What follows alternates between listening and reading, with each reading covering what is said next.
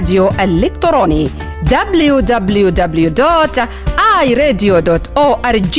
اشترك أو اعمل إعجاب بقناة آي راديو على يوتيوب عشان تحصل لأحدث مقاطع فيديو الجديدة عندنا. آي راديو، أين تكون في جنوب السودان. Welcome to the Sundown show. On this show, we bring you the movers and shakers of South Sudan and the world over. We engage in debates and discussions that unearth the stories behind the news. And we have our light moments too by chit-chatting about issues that affect our day-to-day life. Stay right here on the Sundown. Join in and be part of the show on iRadio, your eye on South Sudan. The Sundown. For the news, views, opinion, debates, and discussions. Listen to who is who talking about issues that affect our country and continent. Only on the Sundown, your eye on South Sudan. Hello and welcome to the Sundown Show on I Radio with me, Madrama James. Today is Thursday, the 26th of June 2025. Tonight we begin the show with a look at what ordinary citizens are saying about the transitional process in South Sudan. A new nationwide survey has been just released capturing the views of over 4,500 people from all the 10 states and the greater Pibor administrative areas. The research conducted by that Dictro Research and Advisory for the Peace Recap platform paints a mixed picture. While some parts of the country reports are feeling relatively secured, especially in Greater Barakazal, others such as Juba, Yambio, Bor, and Reng shows a worrying drop in the sense of that safety. Even more concerning is a sharp decline in trust in the peace process, with the majority of respondents now saying South Sudan is not at peace. So what's behind this changing perception? How can decision makers, civil society, and international partners respond to this? Joining me this evening, that's Dr. Yan Popsil from that Dito Research and Advisory, one of the lead researcher behind the study. And I'm also thrilled to be joined by Christopher Ringer, a political analyst and lecturer at the University of Juba. Good to have all of you in the studio of that iRadio this evening. Thank you. Thanks. Well, to kick start with, let's have a look at the survey conducted and what are some of the main takeaway points from the 6 rounds of the citizen perception survey. Over to you, Jan. Yeah, thanks so much for the question. Over the 6 years we are now running the survey, it has actually shown that until last year, the everyday security situation of citizens was improving more or less countrywide. From last year onwards, and we conducted a survey in April to June this year, there had been a significant decline in security in, as you have mentioned, quite a lot of areas across the country. Whereas in Bargazal, in most parts, it's still very peaceful. In other parts, especially in Equatorius, but also in Upper Nile, there was a significant decline, and this has led to the result that from last year, 2/3 of the South Sudanese saying the country is at peace. We are now in less than half people saying the same this year, which is, also in comparison with the 6 years we've done this now, unprecedented decline. You mentioned a decline in that perceived safety. What regions are mostly affected and why? Well, mostly affected are, first of all, the IDP camps, then Juba County, which had to do, I guess, with the political turmoil that happened earlier this year. And people just felt unsafe, probably moving, depending on your community background as well. You had Yambio as one of the, as you mentioned, outstanding areas where troubles even started a bit earlier, in earlier last year, also with political issues behind. But this resulted in people just feeling unsafe using the roads, feeling unsafe going outside. And in Yambio, we even felt it ourselves, because here, for the first time also in conducting the survey, our teams had faced issues in doing so which we never appeared before. Now, during this survey, what kind of tools have you used to gather all these people's opinion? Before I invite in Oringa. The survey is conducted along a survey instrument with around 150 questions, so it takes like an hour for people to answer. We have teams in all the areas where we are. We are at the moment in 15 counties and in several of the IDP POC sites. And we work with enumerator teams from these counties and from these IDP sites. They get the survey instrument in English, but we have a long training before we go, where people translate this, so people get asked verbally, in person, in the language they prefer, by people in the county, according to their opinions, and this gets then recorded electronically on mobile phones and transmitted electronically. Well, let me now invite in Mr. Oringa. The survey shows a clear drop in that's a public trust in the peace process. So what are the key factors contributing to this shift? Okay, thank you, James, for hosting us, and thank you, listeners. I think the question is very clear. When you looked at our finding from 2023, because we started this survey 2020, 2021, and the latest one now being 2025, actually from April to June, there's a severe decline in terms of trust in the transitional process. Quite a number of factors contributing to that. We looked at the cooperation of different political parties, both at the national level and in the state level. So this contradicts the agreement itself, what population or the citizen actually were supposed to see, that this cooperation is working smoothly, and then that builds in trust. But at the state level seems to be a bit, the trust is there, the political party seems to work together as compared to at the national level. I know there are so many factors that political parties consider why they are not working together, probably at the national level, but the survey finding is very clear that this actually contradicts the agreement and contradicts how the state should move forward in terms of a peaceful nation. What are some of the things citizens want to see in order to build that trust? Well, there are about two things that when we probe our respondents, one is that they want to see a dialogue or communication, at least between these political parties. This communication is not working at the moment. Jan mentioned the issue of Yambio, the situation, and political parties in Western Equatoria, particularly Yambio, they are not actually in dialogue with each other. The dialogue is supposed to actually happen consistently, then you'll see that this trust is built. Apart from this communication, they looked at transparency. It looks like when they're in the negotiating table, people are not really open up to speak what they are supposed to speak as a party. And this actually kind of conflict with the reality in the agreement. You feel the agreement says something and the political parties are not actually transparent in what they believe in. Yeah, before I invite in Jan, the survey happened in 10 states and one administrative areas. Yes. Now, Abyei and Rueng administrative areas were excluded. Why? Well, we had a very difficult time in making our selection of these counties. And I know there's Abyei, Rueng were not involved because we were looking at population issues, we are looking at security issues that makes access to these points, these counties. Our interest was actually to go as far as possible to reach as many counties as possible. We have about 79 counties in the country, and we have only reached 15. Actually, we are supposed to be 17. So this is quite insignificant, but in terms of perception survey, it tells us quite a lot the views that we have gathered. Well, at this time around, how does local trust in the state and county level authorities compare with also the national institutions?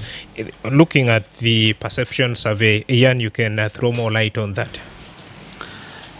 We have some questions asking whom people trust in supporting peaceful arrangements, and who are really the ones making the most important decisions regarding security in their particular areas. What came out, and this is consistent with findings in recent years, that the governors are in according to the lives of the people in very important positions. Governors are really the ones who have a strong role, perceived strong role in coming down from state level even to Boma level. There's then, in terms of the trust, who has capacity to support peaceful arrangements, quite a lot of trust still in national government, and then in a combination of other actors. International actors feature here quite prominently, but also local government and faith leaders who are quite in a strong position, especially when it comes to peaceful arrangements. Well, over to you again, that's Ringa. Based on your data, what policy or recommendation would you like to make to restore this public confidence? Well, I think the first recommendation that based on the findings so far we have analyzed in our recent data, we looked at incorporating the local or community views in this process, because it looks like the community are very much isolated or very much neglected in this process. So we will actually, from the survey, we would recommend that population, citizen voices should be incorporated into this process so that we can see sustainable peace, and with sustainable peace, we will see sustainable development coming into the country. Any add-on point on ways or recommendation that will boost the confidence of citizens? What the survey shows for years in a very stable way is that people in South Sudan want to have elections going forward, and they want to have elections basically at the next possible date. So there's at the moment this year a very, very strong emphasis on having the elections in December 26. And when it comes to especially restoring the trust between government and citizens, delivering credible elections on time this time around seems to be a very, very important task, and one of the main findings coming out of this survey. Now, Oringa, looking at the survey, there's a lot that need to be done. And the transitional government of national unity saying come 2026, there will be a general election. Now, with this lack of trust and confidence, what is really worrying or bothering you? Well, I think what worries me, particularly as a researcher and being engaged, gathering people's views from 2020 up to now on the same process, is the issue of insecurity. Because across the country, there is a lot of insecurity. People are not free, are not safe to move from one state to another or from the national city to the different states freely. That worries me a lot. Comes election, how will the election materials be transported to those areas? And we have a lot of pockets of militia group or unknown group. That actually worries me as a researcher, and to see what we call successful or peaceful election to take place. Secondly, in terms of the knowledge, we have how many, today we are talking of 26 June, and we count down the line, if election is to take place in December 2026, still we have a little bit of time concern. The voters are not probably well educated, and if you look at the literacy rate in the country, so we can find that many people will be voting on what they really do not understand, even if they are earning for election right now. Jan said they want election, and they want it as soon as possible, but the knowledge is probably not reaching 40% in my view. You talked of that security, and how do you interpret the public's growing perception that South Sudan is not at peace? That about 2 or 3 things I can say why the public, the South Sudanese, are not really feeling safe, or they are saying that South Sudan is not at peace. One, if you looked at what they call their livelihood disturbance, communities across the country, their daily livelihood has been disturbed, majorly due to insecurity or unnecessary, I would call it unnecessary carefully, because of this conflict that has happened from the state level. We mentioned Yambio, for example, and other states as well. These are very much concerning. 2, we looked at at the national level here, even at the state level, the inflation rate in the country, that actually worries citizens a lot in terms of how they get their daily bread. And if you have to go for election without food, that sometimes it can be a concern issue.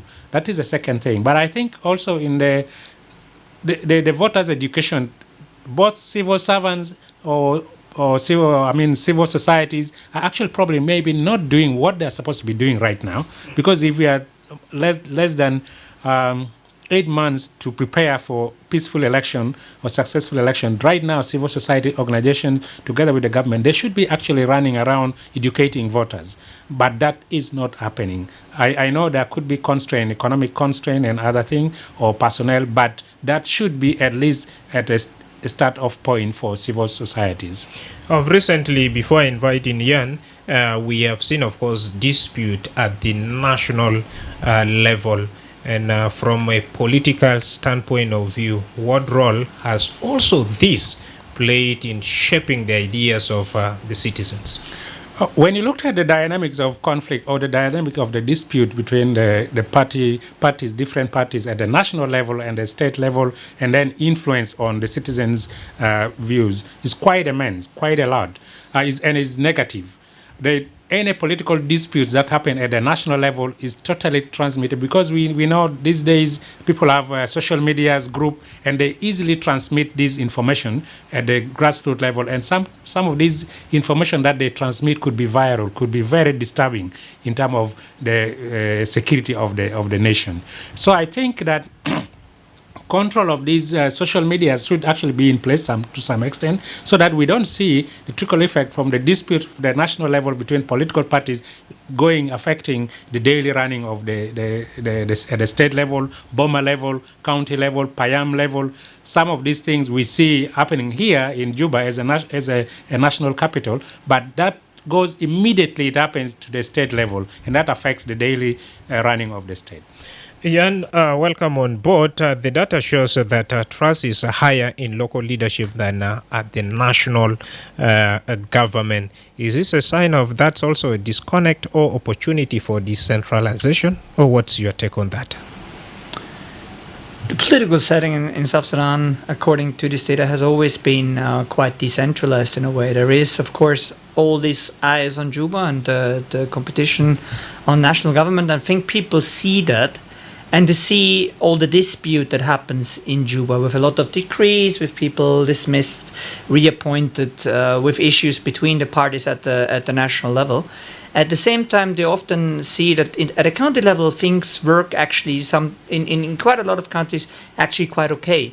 And this is a bit of a disconnect, but also this offers opportunities that actually, when it comes down to managing daily business at the local level, the survey shows some optimistic results. There's something to build on here. What are those things?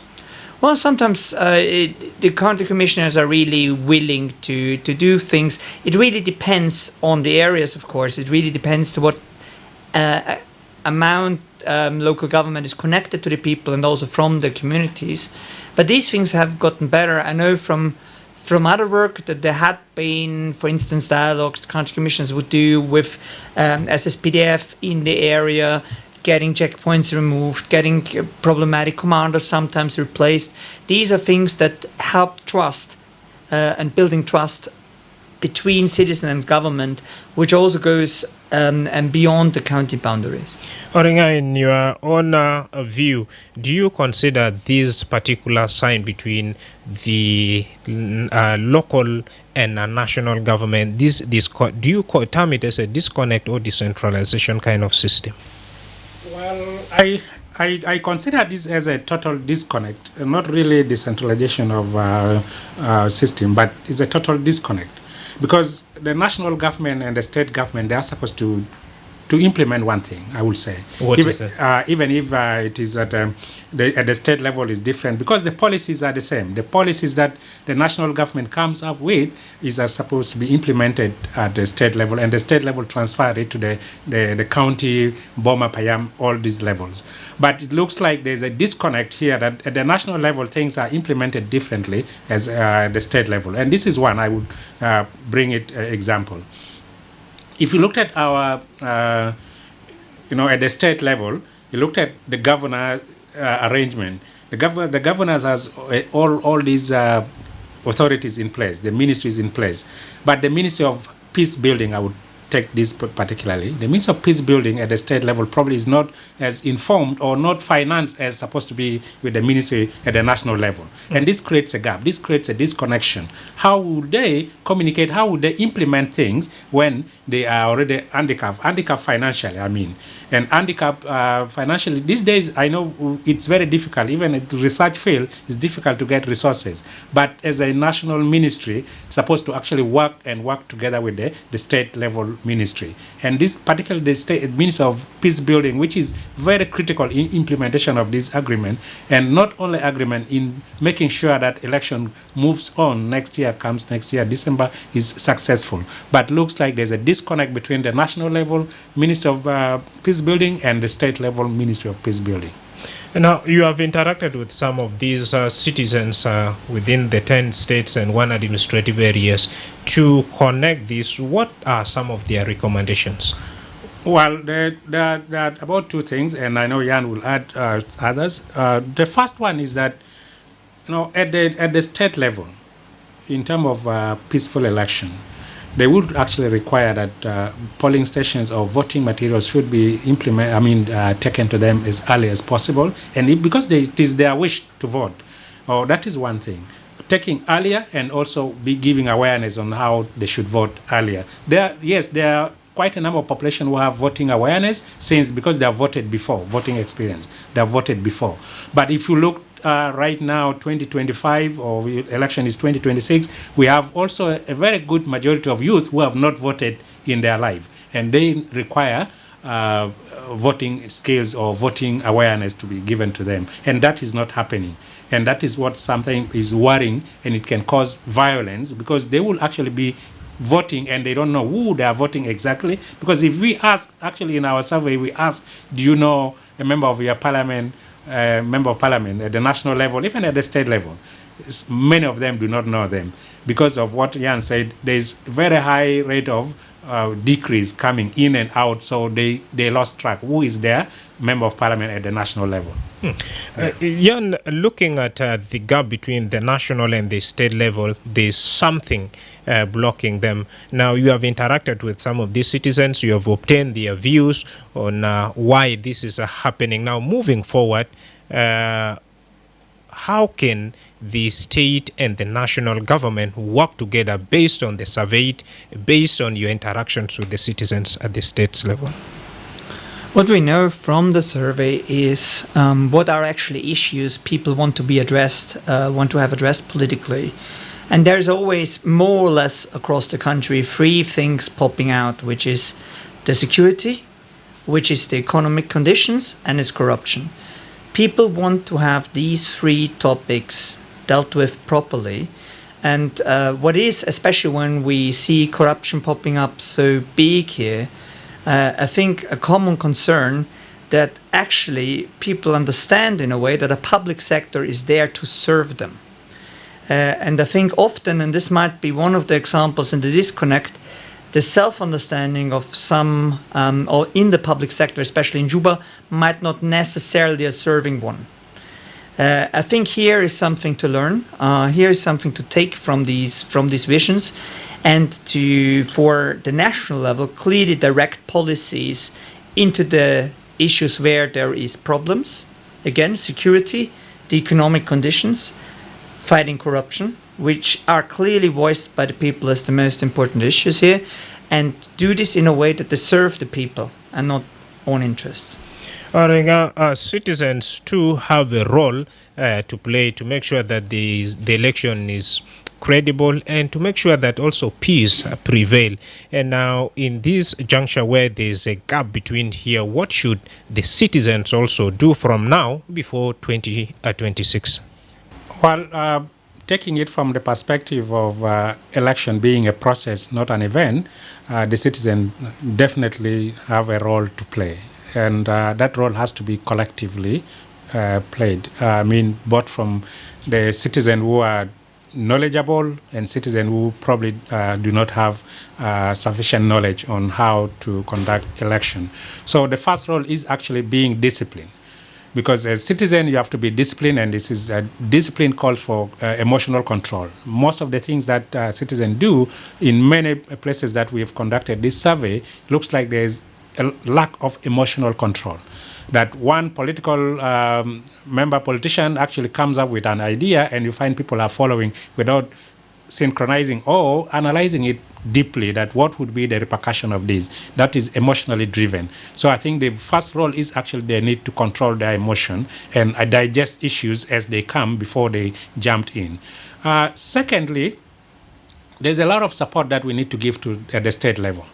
And this support is actually, the communities actually control, or they monitor if election or polling station is going to be put at a school or health center, the community have a role to protect that area. You don't expect the national ministry or the national government to come and protect your polling station when you are there as citizen and you know that is your area. So I think that to me would be key role for citizen to play, these two. Maybe Jan has. Yeah. Via our Facebook page, we have Gadnyang. He's sharing a frustration that at the grassroots level, they are not feeling the presence of that at the national government. And during this survey, have you encountered, Jan, some of these frustration? And if so, what should be done? And what should also be the role of the citizens who are not feeling the presence of that at the national government survey in terms of service delivery? We have one of the questions where we ask people directly, do you feel adequately represented at the national government? And the results are highly dependent. It's more or less the answer depends where you are. If you're in Barghazal, you have a high chance to feel actually represented because there might be someone there, but also people are in general happy, they feel represented, and the field service is coming their way.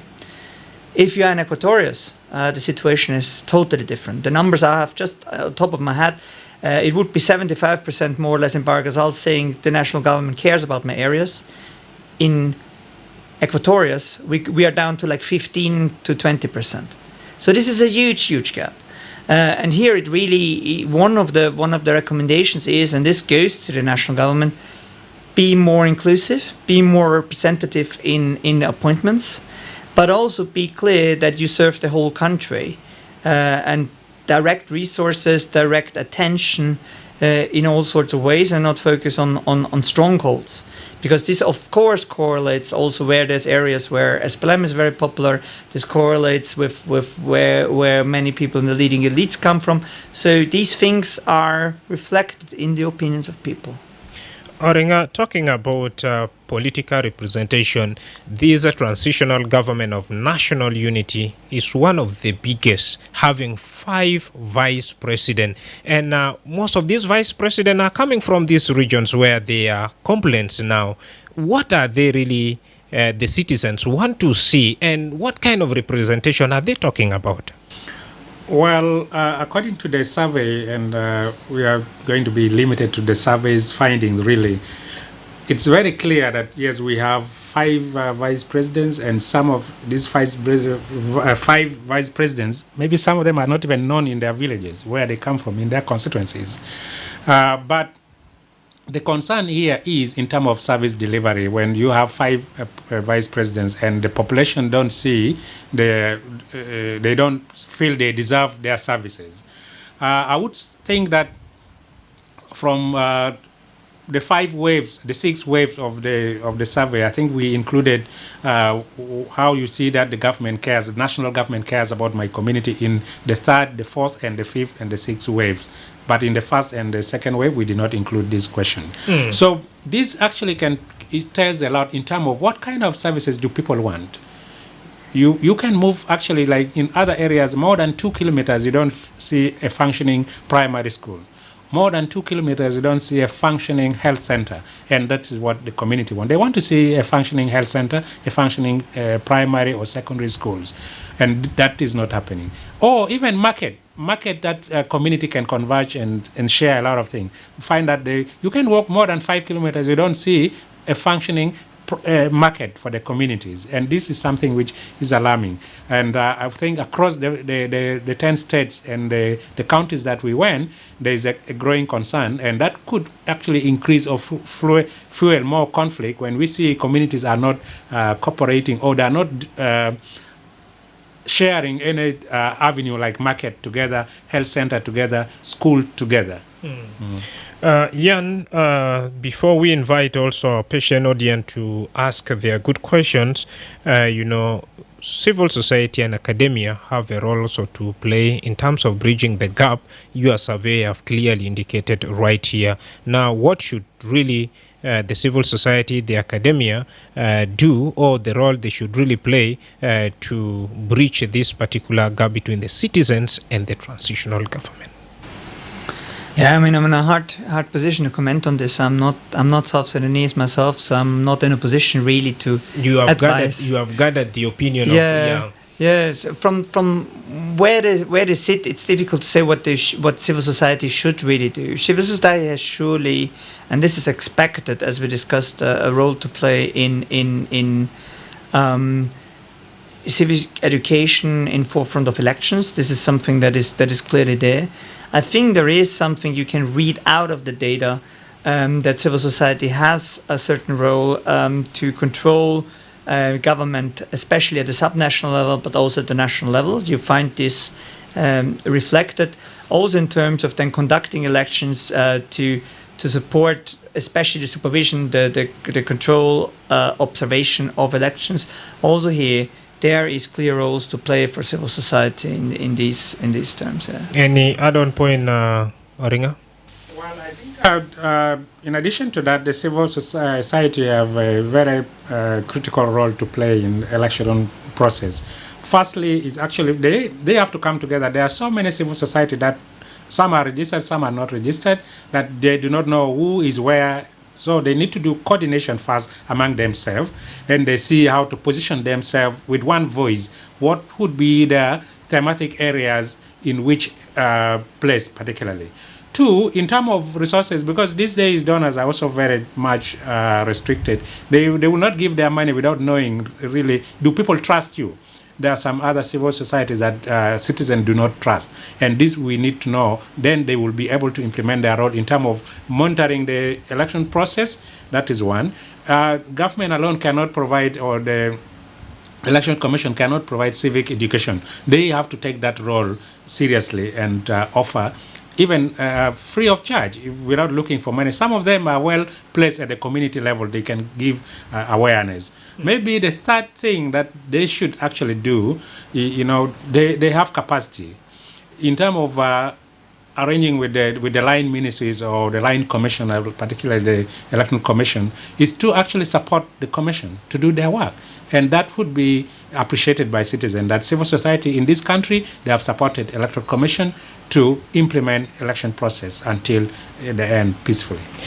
Dear listener, in case you have just joined us, you're listening to the Sundown Show, Night Radio with me, Madrama James. Tonight we unpacked a new national survey revealing growing fear and declining trust in South Sudan peace process. After this commercial break, when we come back, pick that cell phone and dial our studio line on 0911-22986 if at all you have a question to Dr. Ayan and Christopher Oringa, a political analyst and lecturer at the University of Juba. The Ministry of Health is conducting a commemoration of African Vaccination Week with a new vaccine introduction of pneumonia vaccine, targeting all children aged between 6 to 14 weeks. Take your child to the nearest vaccination center during the African Vaccination Week or Big Catch-up campaign. Good morning, Mama Alice. Good morning, Mama Ladu. Where are you coming from this morning? I had taken Ladu for pneumonia vaccination at the health center to protect my child against pneumonia and meningitis. He was also vaccinated with other routine immunization vaccines at no cost. Is baby Alice already vaccinated? Yes, she was vaccinated last month. Does she need to be vaccinated again? Yes. She needs to be vaccinated with at least 3 doses at 6, 10, and 14 weeks to be fully vaccinated, immunized, and protected against pneumonia. Really? I just heard from afar that there will be a vaccination campaign during the African Vaccination Week, but I was not keen enough to get the details. You know, pneumonia vaccine is effective in preventing pneumonia and deaths in infants and young children. This vaccine has just been introduced this year, 2025. A lot of children were not vaccinated. Some even travel without being vaccinated. I wouldn't want to see any child get pneumonia. I didn't know that pneumonia is very serious, that it can cause meningitis and even death. Yes, pneumonia is a life-threatening disease caused by bacteria or viruses. The signs are cough, fever, chills, and shortness of breath, which may be accompanied by chest pain when breathing or coughing. Children who survive may experience long-term effects on lung function and increased risk of respiratory conditions like asthma. Asthma or lung function complication? Oh, that sounds scary. How can I protect my child from this dangerous disease? The only way for your child to be safe is when your child and all children in your neighborhood are vaccinated with pneumonia vaccine. I will do that immediately. Where can I take my child for this vaccine? Hope it is not late. No, you are not late. Pneumonia vaccine and all the other routine vaccines are available at all government health centers in your areas. Tell your neighbors with children between 6 to 14 weeks to be vaccinated. I'm glad you told me. I will take my child immediately to the nearest health center for pneumonia vaccination. Bring your child to the nearest health center and protect them from pneumonia and other vaccine-preventable diseases. This message is brought to you by the National Ministry of Health with support from WHO, UNICEF, and South Sudan Women in Medicine. Itabasma le radio Hagiga, I radio, and Takum fi Junub Sudan. Well, it's a high time now for us to get you on board. If at all you have a question to Jan or Oringa, pick that cell phone and dial our studio line on 0911-229-8696. The first call, iRadio. Madrama Jamil. Aywa, Joseph Min Lobonok. Misa Algeria. Misa Halnur. Joseph Panyi Lobonok Center. Marhab. أنا أول أنا براشبو ديب بيتنا لنا جلنا في استوديو سلام أول لنا توادي فجأتني لنا جسيرجن لنا مار لنا أصلي كبار بنا مثلا البكت بالي أصلي راديو أنا بس عندي سؤال لنفس كنا الله جا قال أنا جا جنوبين أنا بس أنا بكت بال كله لأننا نعرف عليه يعني مساكنات الجنوب ده كله أوجا جي أيان الماليغود أيان الماليغود دوا أو أيان الماليغود دكتور الباغر إلاجو لو كان غالين مساكنات الجنوب ده جي أيان الجرين دزول كان سافريجول في إنديا سافريجول في أستراليا لكن ده أيان الدرن بإلاجو بنوزل دانا عندنا أصل عندنا اتفاقيات كتير عندنا أنامولو RRCs wanda yao tumaini yao wogi wofi itifagat nin masi gidam le marat na banna bagaramulo itifagat na be sign gadan na be jibu fish gadan na sanna bigun murtain amne bigun kuaz lakin kanna sign biga ajedma al yomda won sude malama body fi amal musira de wen nimradnin an wera sar fi kuata Uganda al yomda لقد أصل يعني في داخل الجنوب ده حال ليه ده مشاكل بين كينيو لادو ده مشاكل بين بوجو نياندين أجل يجيبوا ناس قوان من بارا دولة ده لسنو حال بروس البيت أفوا بنازل كان ودي ل SSPDF كان ده شوكول الناس EPDF بامولين EPDF SSPDF ما كرامولو كان بروس بقرتاد بأوسر بيتوم so they so ala dan making kan bagare yabu asanerar benne citizen sanne kadar benu bele demasi wen o jami wen dato shukran Joseph anam lo min kinta duma si fi jami sabita kan fi sabai mulo wa de survey da hasil fi 10 wilayat wa kaman mugata idaria bita Greater Pibor Administrative Area ugad basal hal taba nas machine le intikabat wa lek ita la sagat ba asma izade halita mutakid intikabat ba hasil wala ma bi hasil wa de shunu bed tapa alita kaman gad bi hish ma gad bi amshi gidam de juzu men hajada alita bagdar sharik manina ine fi 09 wide wala 2 9 taban Victorian gad bi hakilanina wa kamana Christopher ringa huwa political analyst gad ba ki survey de gad bimidu shunu bimidu aktar min ziyada tabi yalga finas kutar kaman ma gomin gal tifag tenfis bita tifagia de mashi gidam hal fi mahal alta fogota bi mana shunu I radio how are you? Tamam, community advisor from Bor. Yes, me community advisor from Bor. Welcome on board. Let me start by recognize the presence of our guest in the studio and the presenter of today. Thank you. My question is very simple, and I welcome the move taken by them collecting view of citizens who is only the suffering of South Sudan. As you see, South Sudan citizens are suffering since 2013 up to today. Who is only that suffering of people? Number one. Number two, that view you collected, is it be functioning? Do you think the voice of citizens will be recognized by politicians, or they will not be recognized by politicians? And which constitution are we now? Thank you so much. Now, community advisor, before you go, can we also have your opinion on peace and election? What's your take on these two items? Yes, it is a difficult topic or question, because when I look, the fruits are not there.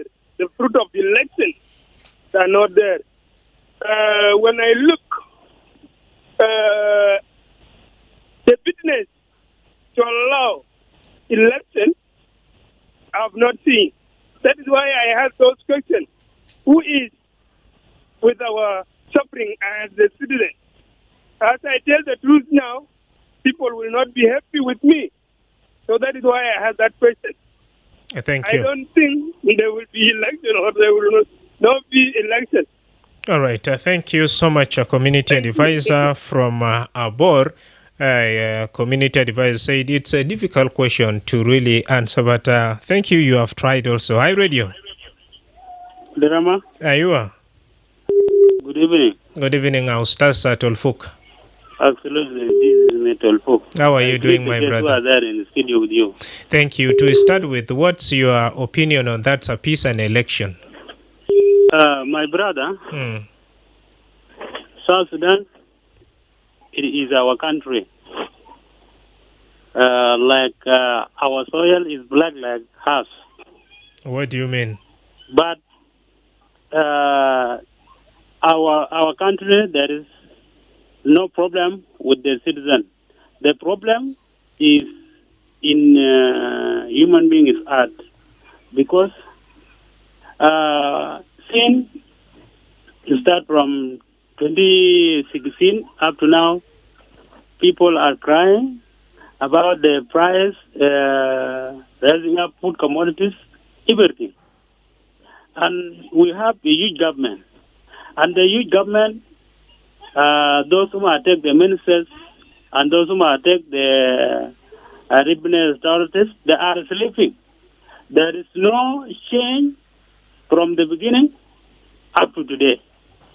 There is no change. And then the guests in the studio with you, they are saying there will be election. If since we are in Sudan, if there is an election, في حاجات بقول التجهيزات بتاع election التجهيزات بتاع election شوارع مستشفيات مدارس يكون كويس وعوافز يكون في ماله، لكن ديل الحاجات ديل ما في حاجة في الماله. ما في شهر جديد وما في شهر عامل صيانة بتاعه وما في المدرسة الجديد وما في المدرسة الخاص للحكومة عشان يعني يكون يعني يشيل على حاجات في المدرسة ده يكون بقول المدرسة أو المدرسة ناجية ما في.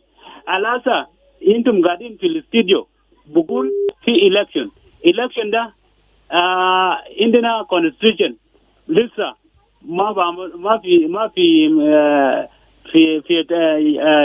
جنب التربيس وبقول أنا نمشي في الإلكشن بدون قانون لأنه إلكشن ده فوق قانون خطير وإلكشن الزول الخطبان اللي بعمل المشكلة لو ما في القانون الزول اللي بعمل المشكلة بعدين في الإلكشن بعمله كيف الحكم بتاعه شنو ده سؤال نمر واحد. سؤال نمر اثنين انتم قاعدين اجي في الاستوديو والاستوديو بتاع ايادي ده لانه يا الفريدم بتاع سيتيزن ويلا السيتيزن بيقول اننا قاعدين بكوري في كل زمن وانتم الشقوه بتاعكم الشقوه انت شالوا من السيتيزن تودي للرئيس وتودي لنائب رئيس وتودي للوزاره شنو لانه اننا قاعدين نتكلم 24 ساعه في اي قريب الزمن لو انتم جايين في الاستوديو قاعدين نقولوا حاجات اللي هو الشالنج بتاعنا لكن للاسف انتم قاعدين تشيل حاجات ويلا لو انت طلعتوا في الاستوديو خلاص انتوا عايده على الشخوه ده ما توديوا قدام. هل بعملوا كيف؟ شكرا. هل انتم قاعدين معنا ولا لا؟ Shukran. Now, one point of that correction I would like to clearly tell you that Tolfuk, my guests in the studio here, are not saying that there will be election in 2026, but they have gathered a view of that over 4,500 from that 10 states and one administrative areas. Now, according to the survey, some other states are feeling relatively secured and some other states are saying South Sudan is not really at peace. So this afternoon we are asking you what's your opinion on that peace and election. I'm giving chance to one more lucky caller before I give the platform back to my esteemed guests in the studio here to respond to some of your questions. iRadio.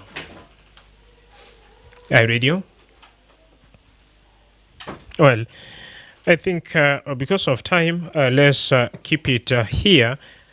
You have heard Oringa from that's Tolfuk and community advisor from Bor. Quickly, I've got my last caller now. Hi, radio. Madrama Jam, how are you? Tamam, Lul. Thank you very much. Yes, are you in Bor still or you came back to Juba? Still in Bor, as I told you. Yeah, okay. Still undecided when I will be back. Right. Thank you so much thank you so much for calling. Time is not really on our side. What's your quick good questions? Just tuning. Could you please remind me of our topic? Just tuning. Okay. I've been busy.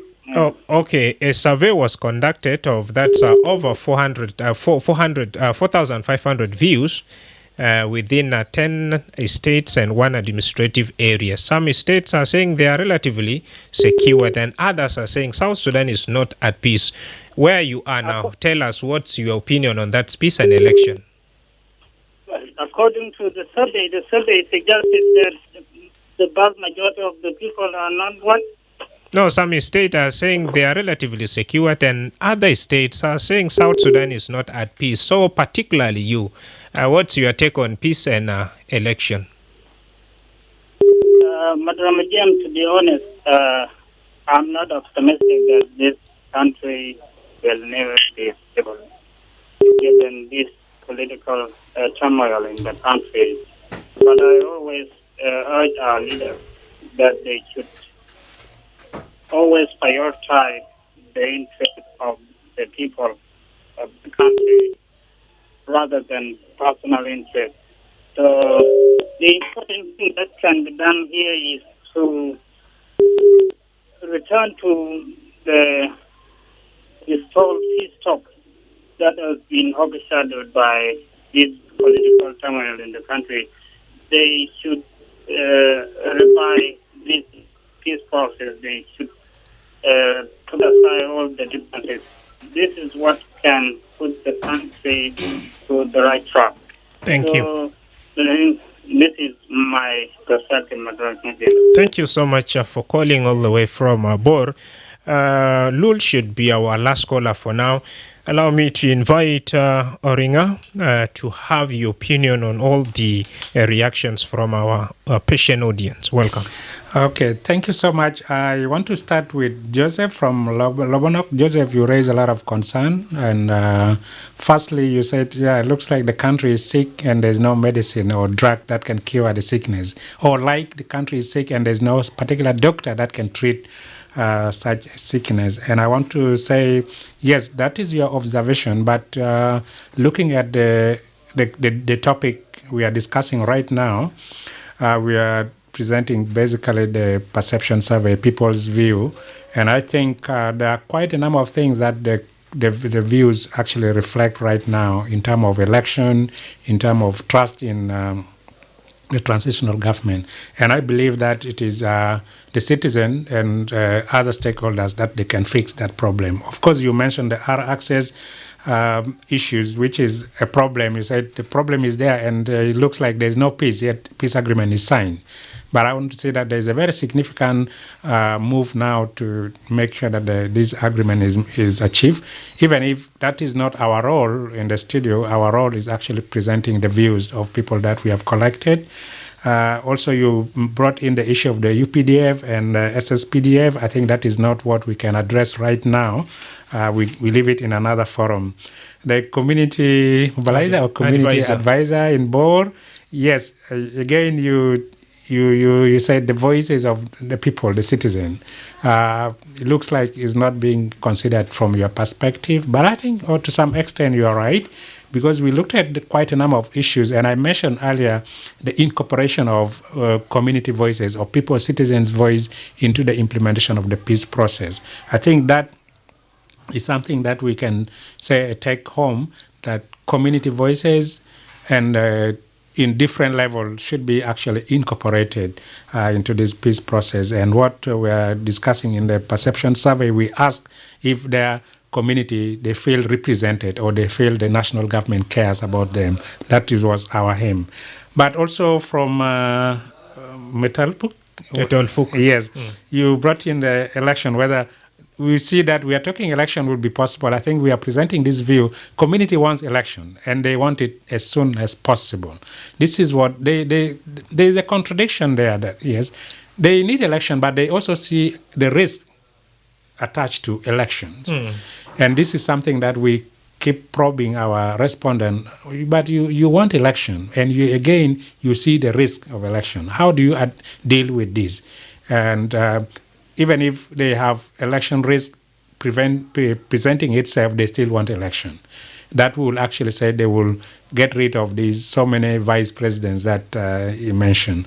And I think these findings are actually open. He said maybe that we are not taking the people's voices to the right people. I think the findings of the citizen, we are making it public. We are sharing it. And I think from few weeks from now, we will be able to make this public once we conclude the write-up and recommendation, which is covered on film, all the objectives and all the key findings of this survey. And of course, that's another quick question right here raised by a community advisor that, Ian, after having all these perception survey, what next? One of the things is definitely to share this survey with political stakeholders and also the international community that is around in South Sudan. I think one of the advantages here, politicians will always say they take the views of the people on board, and of course they would say, we know what the opinion of the people is, so this is why we're doing X, Y, Z. The survey gives, in a way, a bit more objectivized views and might force people to respond to issues that are there. This is certainly our aim, so we are at the moment, and that's also why we're here, disseminating the survey results as widely as possible. We share it with the parties, we share it with the various stakeholders around in South Sudan. Right, dear listener, with that we have come to the end of our conversation. I'm thrilled to be joined by Dr. Ian, and Christopher Oringa, political analyst and lecturer at the University of Juba. We have been talking about the perception survey that was carried nationwide, involving 10 states and 1 administrative areas. Thank you for asking those good questions. I've been your host, Madrama James, and thank you all also for coming to the studio. This is iRadio. The iRadio. Your eye on South Sudan.